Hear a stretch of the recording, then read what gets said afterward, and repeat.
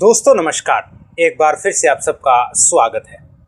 आज सोनम वांगचुक का धरने पर या हंगर स्ट्राइक पर आज तीसरा दिन है और तीसरे ही दिन सरकार पर इसका असर दिखने लगा है।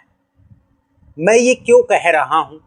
देखिए, सरकार की तरफ से बीजेपी के अध्यक्ष, आप बहुत सारे लोग अभी तक उनके अध्यक्ष को इतना नहीं जानते होंगे, लेकिन नितिन नवीन जो बीजेपी के हाल ही में अध्यक्ष बने थे, वो बोलते बहुत कम है, लेकिन आज उन्होंने कॉकरोच जनता पार्टी पर एक ऐसा बयान दिया है जो कि पूरे मीडिया में और सोशल मीडिया पर वायरल हो रहा है।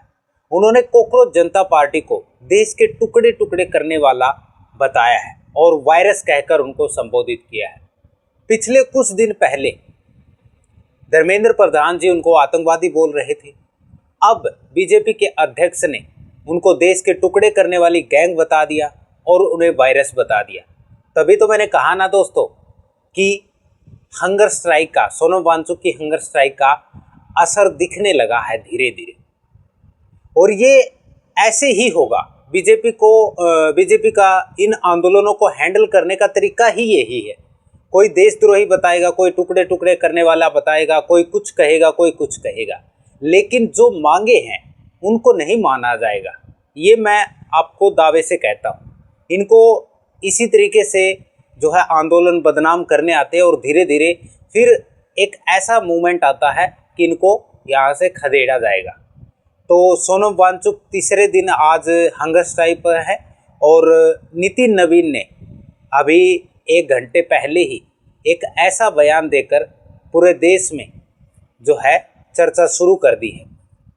एग्जैक्ट मैं उनके एक एक शब्द पर चर्चा करूंगा, लेकिन सबसे पहले मैं उनके वायरस वाले बयान पर चर्चा करूंगा। देखिए, नितिन नवीन ने कॉकरोच जनता पार्टी को कहा कि ये वायरस कॉकरोच जनता पार्टी है जो पूरे देश में फैलती जा रही है।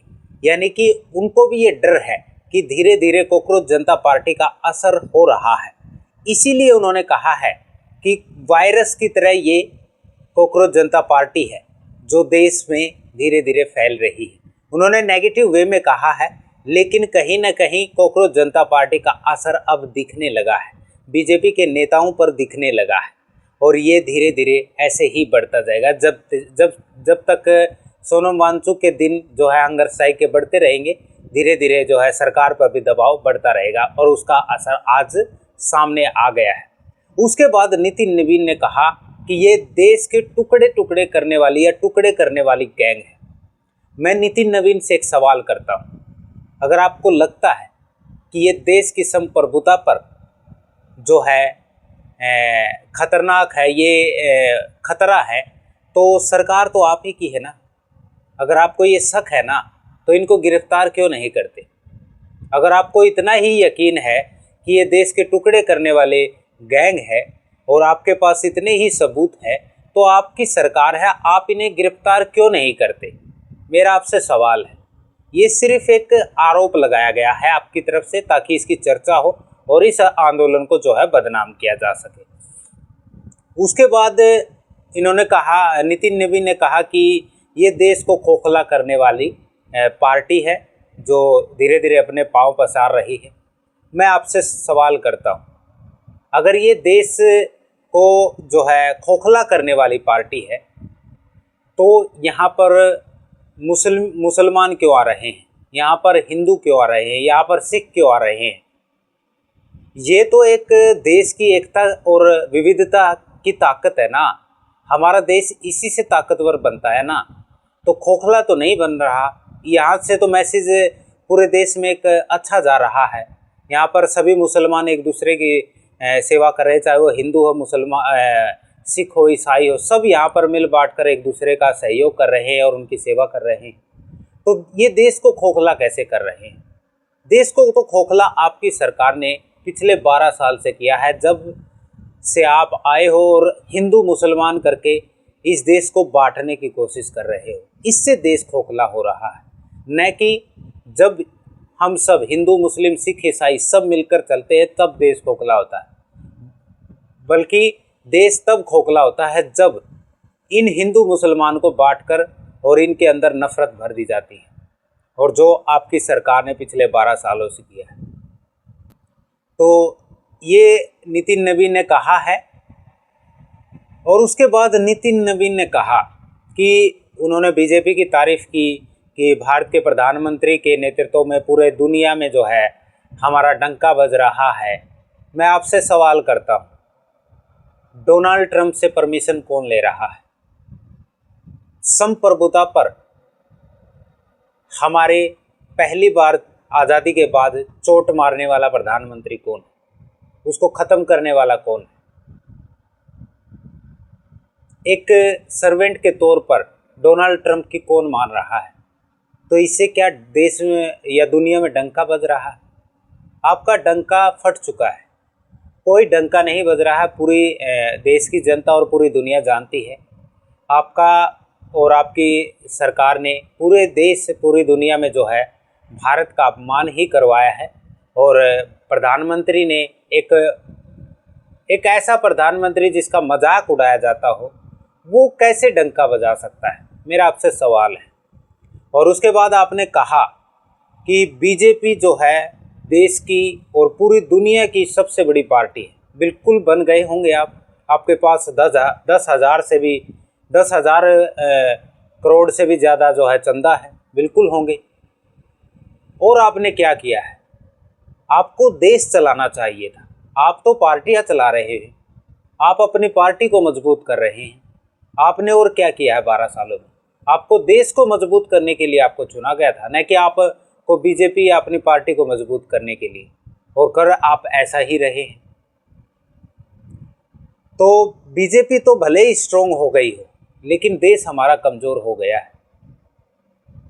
और देश को कमज़ोर होता देख किसी की भी जो है किसी को भी अच्छा नहीं लग रहा है। बीजेपी भले ही कितनी भी बड़ी पार्टी बन जाए, लेकिन आपका इतिहास हमेशा से ही जो है काले अध्याय के रूप में लिखा जाएगा, जिसने सिर्फ अपनी पार्टी को बढ़ाया, न कि देश को। तो ये थी वीडियो। नीतीश नवीन ने कॉकरोच जनता पार्टी पर जो प्रहार किया है, शाम तक उसकी चर्चा जो है ज़ोरों शोरों से हो जाएगी। अभी उन्होंने 1 घंटे पहले ही ये बयान दिया है, लेकिन अभी आरोप प्रत्यारोप लगेंगे। धीरे धीरे बीजेपी के और जो है नेता आएंगे, इसको और बदनाम करने की कोशिश करेंगे। और एक और बात जो है नितिन नवीन ने जो कही, उन्होंने खुले तौर पर बीजेपी के कार्यकर्ताओं को कहा कि कॉकरोच जनता पार्टी को बीजेपी के कार्यकर्ता ही सबक सिखाएंगे। मैं आपसे सवाल करता हूँ, कैसे सिखाएंगे? आप उनको खदेड़ने की कोशिश करेंगे या बदनाम करने की कोशिश करेंगे, या आप हिंसा का सहारा लेंगे? आप कैसे खदेड़ोगे या कैसे सबक सिखाओगे? आपको सबक नहीं सिखाना है, आपको उनकी मांगों को पूरा करना है जिसके लिए आपको चुना गया है। आप सबक सिखाने लग जाएंगे तो देश में तो हर जगह प्रोटेस्ट होते हैं, शांतिपूर्ण वो अपने आप प्रोटेस्ट कर रहे हैं। उन्होंने तो कोई हिंसा नहीं की, तो सबक सिखाने की बात कहाँ से आ गई? या सिर्फ आप यही कहना चाहते हो कि बीजेपी के अगेंस्ट जो भी बोलेगा उसको सबक सिखाया जाएगा? नहीं, इन्हीं लोगों ने आपको चुना है, इन्हीं लोगों ने आपको उस पद तक पहुंचाया है, उस सरकार तक पहुंचाया है जो 12 साल से 13 साल से आप डटे हुए। आप जनता को ही सबक सिखाने लग जाएंगे, तो ऐसे तो काम नहीं चलेगा। आपको लोगों की समस्या जो भी है उसको सुनना पड़ेगा, और इस तरीके से नहीं होता। भारत एक लोकतांत्रिक देश है, प्रोटेस्ट होते हैं, जो है मांगे जो है उठाई जाती है, इसलिए आप सरकार को चुना जाता है, न कि सरकार ही जनता के अगेंस्ट हो जाए। तो इस वीडियो में इतना ही। सोचिएगा आपने क्या कहा, और उसके बाद करिए अपना आत्ममंथन कीजिएगा। तो इस वीडियो में इतना ही। अगर ये वीडियो आपको अच्छी लगे तो वीडियो को लाइक कर देना, चैनल को सब्सक्राइब कर देना, और हाँ, हमारे ज्वाइन बटन को दबाना मत भूलना। धन्यवाद।